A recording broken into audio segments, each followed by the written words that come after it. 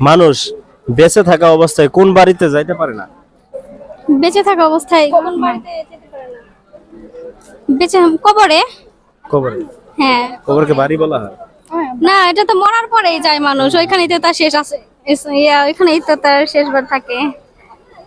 তো আটা 98 টাকা কেজি হলে 10 কেজি আটার দাম কত হয়? হ্যাঁ, আটা বলছি আটা 98 টাকা কেজি হলে 10 কেজি আটার দাম কত হয়? 900 টাকা। 900। কিভাবে একটু বুঝান? আটা 90 টাকা কেজি হলে 10 কেজির দাম কত?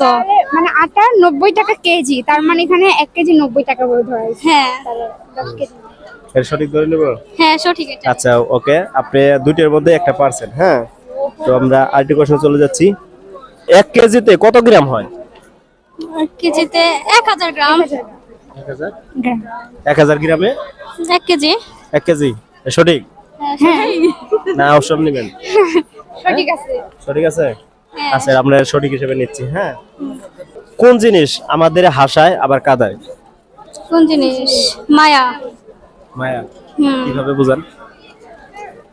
একজনের মায়ে পড়লে এটা অনেকে কষ্ট দেয়, আবার একজনের মায়ে পড়লে সে সবথেকে বেশি হাসি খুশি থাকে যদি সুখে রাখতে পারে তাকে। তাই হুম। আপনার কি মনে হয়? অনুভূতি, কারণ অনুভূতি যখন ভালো থাকে তখন আমরা হাসি, আর যখন কোনো মনের অনুভূতি খারাপ থাকে তখন আমরা কান্দি। এটাই। কি এমন জিনিস যার আছে সে হাত দিয়ে ধরে করে, আর যার নাই সে আঙ্গুল দিয়েই করে? আবার বলেন। বলছি এমন কোন জিনিস যার আছে হাত দিয়ে ধরে করে, আর যার নাই সে আঙ্গুল দিয়েই করে? যার আছে সে হাত দিয়ে করে, আর যার নাই সে আঙুল দিয়ে করে। থাকলে হাত দিয়ে, না থাকলে আঙুল দিয়ে। বলেন। এটা পারবো না। আপনি পারবেন, আপনি স্মার্ট আছেন, আপনি বলতে পারবেন। এটা পাস করেন।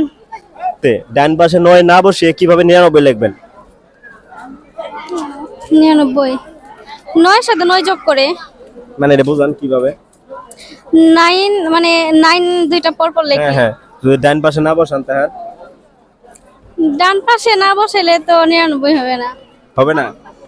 কিভাবে বুঝান? হবে নাকি? বাম পাশে। বাম পাশে বসাইলে বাম পাশে বসাইলে 99 হবে? হ্যাঁ। ওকে, 99 হবে। ঠিক আছে। মানুষ কখন নিজের গালে নিজে চর খায়? যখন মশাই কামড় দেয়। মশাই কামড় দিলে চর খায়? হ্যাঁ। ও আচ্ছা, এটা